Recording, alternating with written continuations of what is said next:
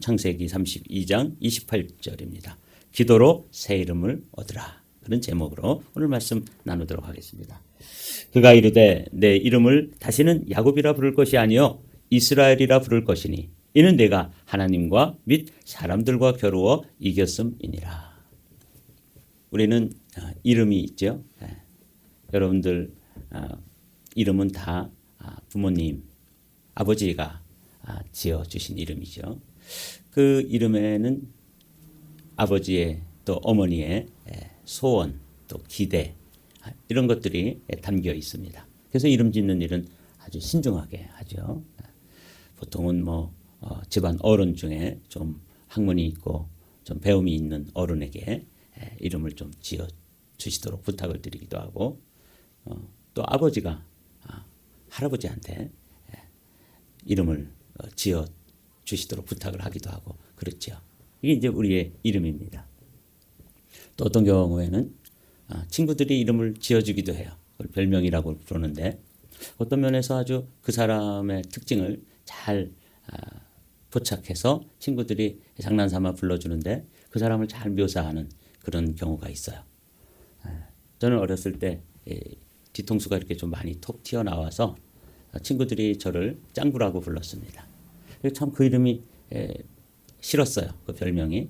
근데 친구들이 그냥 짱구라고 부르니까 짱구 박사, 짱구.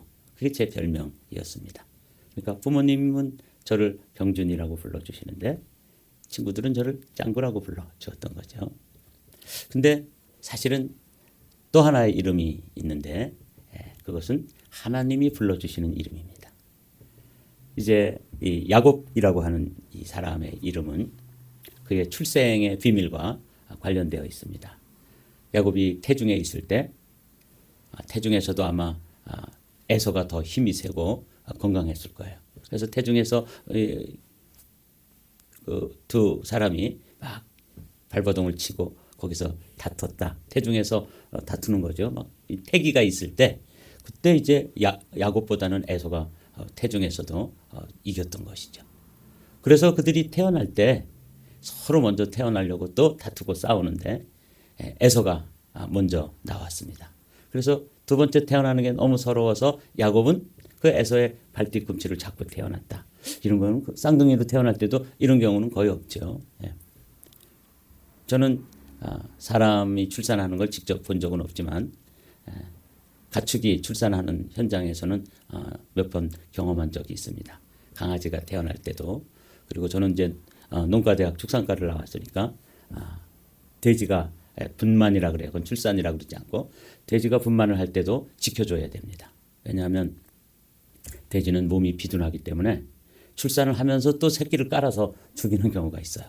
그래서 돼지가 분만을 할 때도 그 새끼를 받아서 이렇게 추운 겨울에는 양수를 먼저 닦아주고 또 따뜻한 불을 켜서 거기에 이제 새끼들을 따로 모아놓았다가 출산이 그 분만이 다 끝난 다음에 이제 그 어미젖을 먹이고 그렇게 하죠. 그 어떤 경우는 밤새도록 낳으니까 한 잠도 못 자고 그 새끼 돼지가 태어나는 걸 도와주는 그런 경우도 있어요. 그런데 한 번도 그 돼지가 앞에 나오는 돼지 그 발뒤꿈치를 잡고 태어난다 이런 거는 본 적이 없습니다. 아주 특별한 장면이죠. 그래서 이 야곱이라고 하는 이름은 발뒤꿈치를 잡다 그런 뜻이에요. 이스라엘 사람들이 부르는 이름이죠. 우리식으로 아주 쉽게 표현하면 어떤 설교자는 뒤통수를 치는 사람이다 그렇게 우리가 이해하기 쉽도록 그렇게 설명을 해주셨습니다. 그래요. 이 야곱이라는 이름은 어떤 사람을 이렇게 속이고 야곱의 삶을 보면 실제로 형님도 속이고 아버지도 속이고 이렇게 속이잖아요. 뒤통수를 치는 거예요. 그 이름대로 사는 것이죠. 이게 이제 야곱이라고 하는 사람입니다. 근데 야곱이 그렇게 자기 방식대로 태중에서부터 태어날 때부터 그리고 또 자라나면서 형 장자권을 뺏기도 하고 또 축복을 빼앗기도 하고 그렇게 하는 그 과정에서 아주 자기 이름대로 사는 거죠. 아버지 뒤통수도 치고 또 형님 뒤통수도 치고 심지어는 라반이라고 하는 외삼촌 집에 가서 20년 동안 사는데 그때도 서로 뒤통수를 칩니다. 라반은 야곱을 속이고 야곱은 또 라반을 속이고 또 그 집을 떠나올 때도 외삼촌의 집을 떠나올 때도 몰래 뒤통수를 치고 야곱 이름대로 그렇게 이제 떠나오지 않습니까? 자, 그럴 때 이제 오늘 이 본문 창세기 32장은 그가 그렇게 이름처럼 살던 그 삶의 아주 절정의 한순간을 맞이합니다. 그게 뭐냐면 돌아오는데 이제 라반이 추격을 해와서 그것도 이제 잘 하나님께서 해결하도록 원만히 해결이 되었고 그래서 이제 그 라반도 돌아가고 이제 앞으로 한 걸음씩 한 걸음씩 고향 땅으로 돌아오는데 이 야곱의 마음을 아주 크게 짓누르는 그 문제가 있었습니다. 그게 누구예요? 형님 에서예요. 20년 전에 뒤통수를 한번 세게 치고 야반 도주를 했는데 시간이 흘렀지만 그 과격한 에서 형님이 얼마나 변했는지 정말 자신을 용서했는지 아니면 아직도 그 분을 이기지 못해서 그 예전에 자신을 죽이려고 그렇게 생각했던 형이 분을 이기지 못해서 씩씩거리면서 아직도 그 혈기를 가지고 있는지 도무지 가름할 길이 없잖아요. 그래서 이제 야곱은 또 그 이름대로 가축대를 나누어서 이렇게 보내잖아요. 그리고 이제 홀로 남았을 때 다 가축대도 보내고 자기 그 4명의 아내가 있었는데 그 4명의 아내도 야곱처럼 순서를 지어서 제일 좀 다 사랑하지만 그래도 좀 덜 사랑하는 그런 그 사람들 순으로 쭉 해서 나중에 라헬하고 자기의 사랑하는 요셉 요 사람들은 맨 뒤에 남겨서 이제 그러나 강을 건너서 다 강 건너서 보냈고 남았을 때 이때가 이제 기도할 때입니다. 홀로 남았을 때 기도하라. 한번 볼까요? 그 밤에 야곱은 일어나서 두 아내와 두 여종과 11 아들을 데리고 야복 나루를 건넜다. 야곱은 이렇게 식구들을 인도하여 개울을 건너보내고 자기에게 딸린 모든 소유도 건너보내고 난 다음에 뒤에 홀로 남았는데 어떤 이가 나타나 야곱을 붙잡고 동이 틀 때까지 씨름하였다. 이렇게 되어 있죠. 야곱이 그 자기가 20년 동안 그렇게도 악착스럽게 그 라반이라고 하는 그 엄청난 사기꾼. 그래서 몇 번이고 야곱을 또 속여먹는 그런 아주 자기보다도 몇 배나 더 수가 능한 그 라반의 집에서 재산을 모으고 그걸 또 축적하고 이래가지고 지금 돌아오는 길인데 거기서 이제 에서가 자신을 맞으러 나오는데 그냥 좀 빈몸으로 나온다 그러면 웬만큼 좀 안심이 될 텐데 군사를 400명이나 데리고 온다는 거예요. 이러니 이게 뭐 불을 보듯 뻔하잖아요. 아직도 형이 나를 용서하지 않았구나. 세월은 지나갔지만 아직도 형은 나에 대한 그 앙금, 그 감정의 앙금이 그대로 남아있구나. 이 문제를 해결하기 위해서 또 야곱다운 방법을 사용하는데 그게 선물이에요. 그래서 여기 보면 뭐 많은 선물이 있는데 합하면은 한 550마리 정도 돼요. 그리고 어마어마한 선물 공세를 합니다. 어떤 분이 이걸 한 마리 한 뭐 다 줄 잡아서 새끼들은 좀 값이 들 나가고 낙타라든지 큰 짐승은 좀 더 나가고 그럴 텐데 줄 잡아 이렇게 한 100만 원씩만 줘도 5억이 넘는 선물이라는 거예요. 그러니까 이건 선물이 아니라 뭐예요? 뇌물이죠.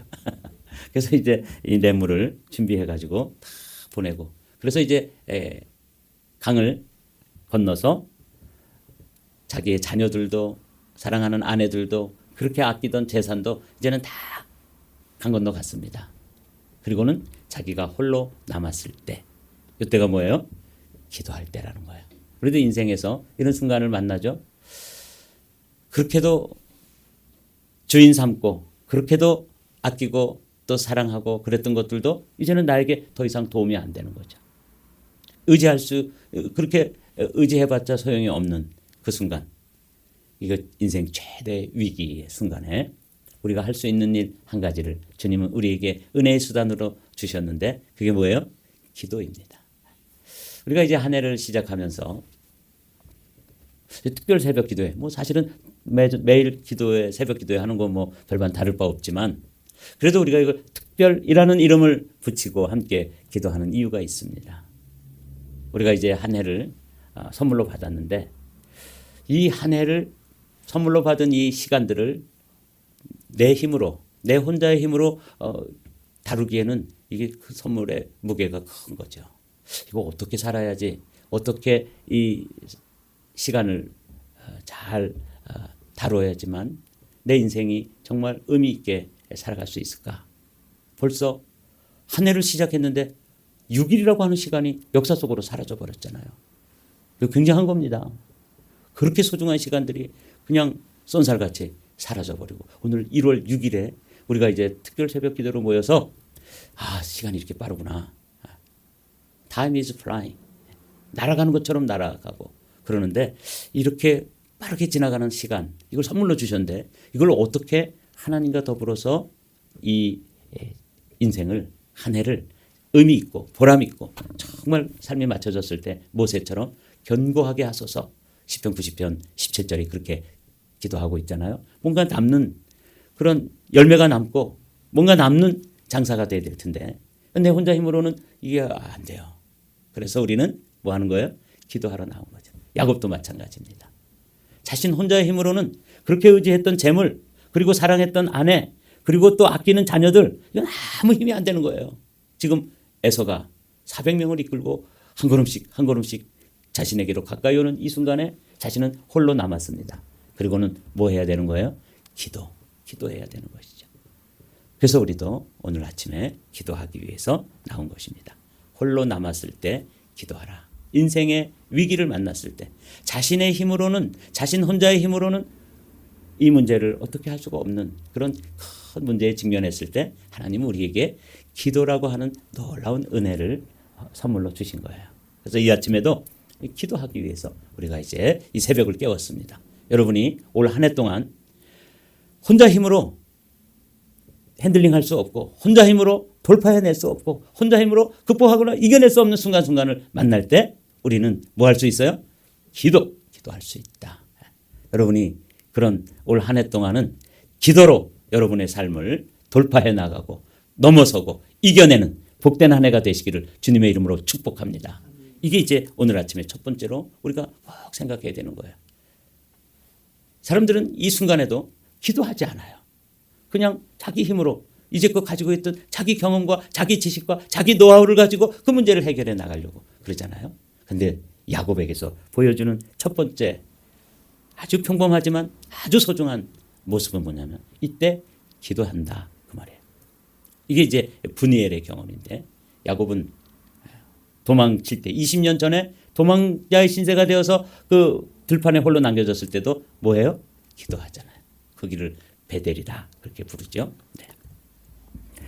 두 번째로 우리가 이제 기도할 수 있는데, 기도할 때의 모습을 우리는 또 야곱에게서 배워야 하는 거죠. 다 같이 한번 하이라이트 읽어보실까요?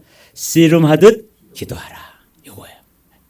이건 뭐 다 하는 거잖아요. 그러나 다시 한번 이 신새벽에 우리가 신년 특별 기도회로 우리가 이제 모여서 함께 기도하면서 꼭 기억해야 될 게, 기도할 때의 이 야곱에게서 배우는 모습은 무엇인가 하면 씨름하듯 기도하는 거예요. 여러분 씨름 한번 해보셨습니까? 저는 뭐 어렸을 때나 지금이나 이렇게 덩치가 작아서 씨름하면은 뭐 이렇게 잘 못해요. 근데 초등학교 때 우리 6학년 때 선생님은 씨름을 좋아했던 것 같아요. 그래서 체육 시간만 되면은 모래밭에 이렇게 애들을 두 편으로 모아서 이제 씨름을 시켰어요. 근데 우리 반에는 아주 덩치는 작은데 싸움 짱이라고 그러죠. 항상 학교에는 서열이 정해져 있어요. 꼭 그래서 그 친구는 싸움도 잘하고 힘도 셌어요. 그래서 그 친구가 이제 그 친구만 이기면 다 이기는 거고, 제일 좋은 거는 그 친구하고 같은 편이 되는 거예요. 그러면은 이제 웬만하면 그 친구가 다 이겨내니까 걱정이 없죠.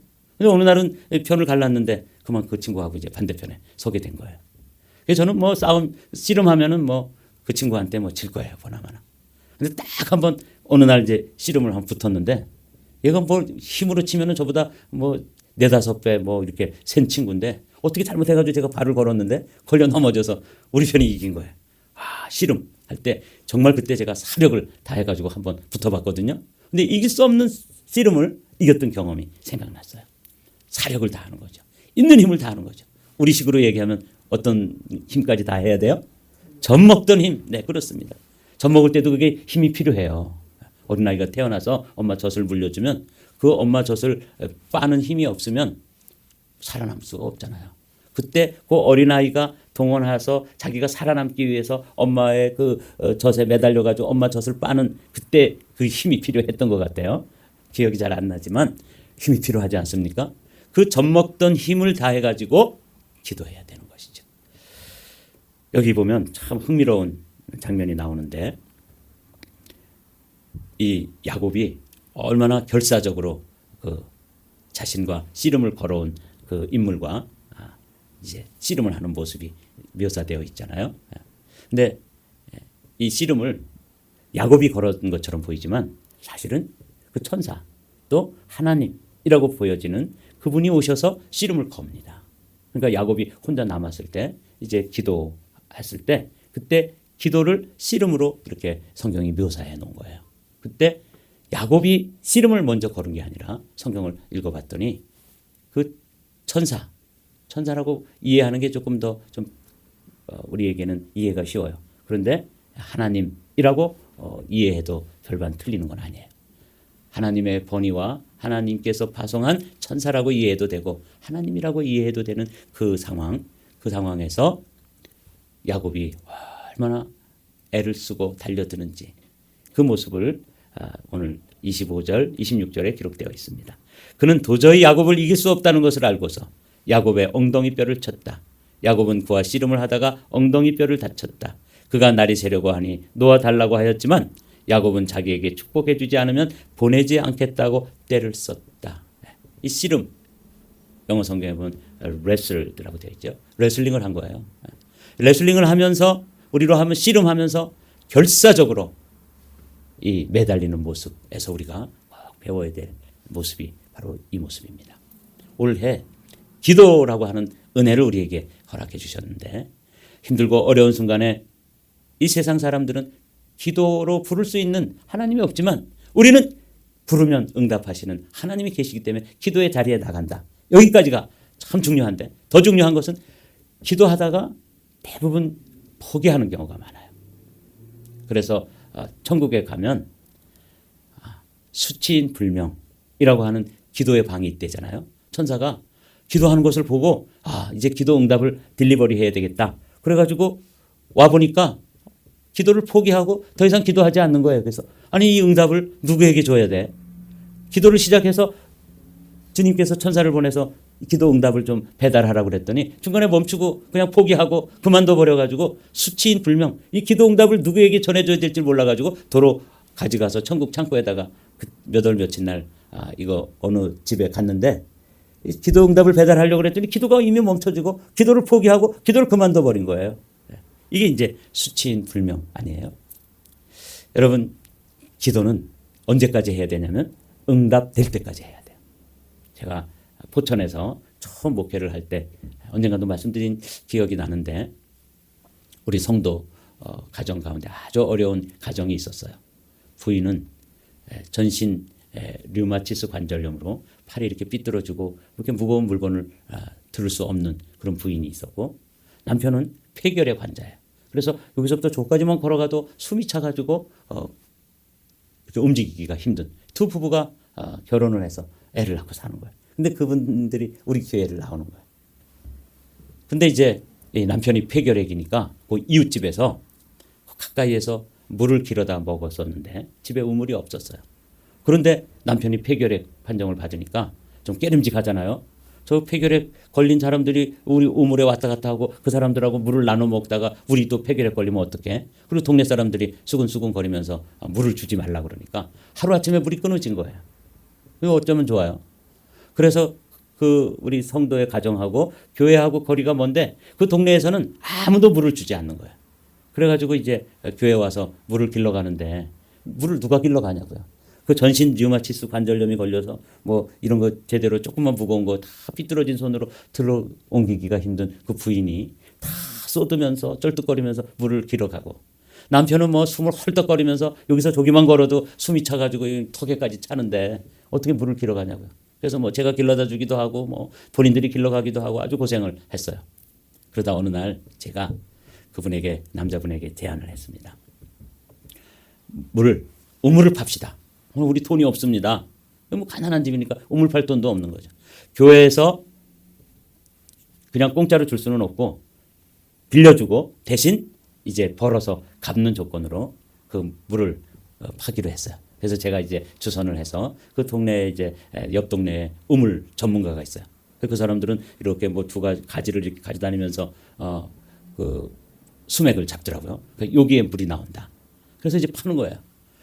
하루를 파고 이틀을 파고 그래 물이 안 나오는 거예요. 이게 시간이 걸리면 걸릴수록 비용이 늘어나는데 진짜 뭐 죄송한 표현으로 똥줄이 타는 거죠.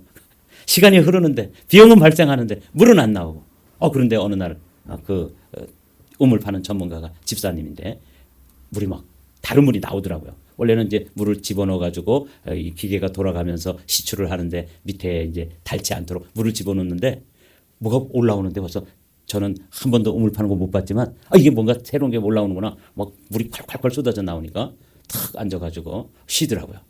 그래서 이제 어떻게 된 겁니까?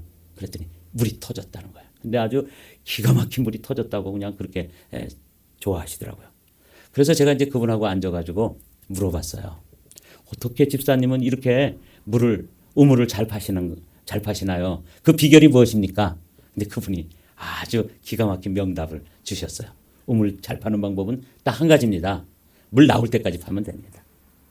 그때 제가 그렇구나. 진짜 그 땅속에 물이 있는지 뭐 물론 수맥을 찾아서 시추를 시작했지만 나올 때까지 파야 되는 것이죠. 기도 어떻게 하면 잘하냐? 딱 한 가지입니다. 야곱처럼 기도하면 돼요. 언제까지?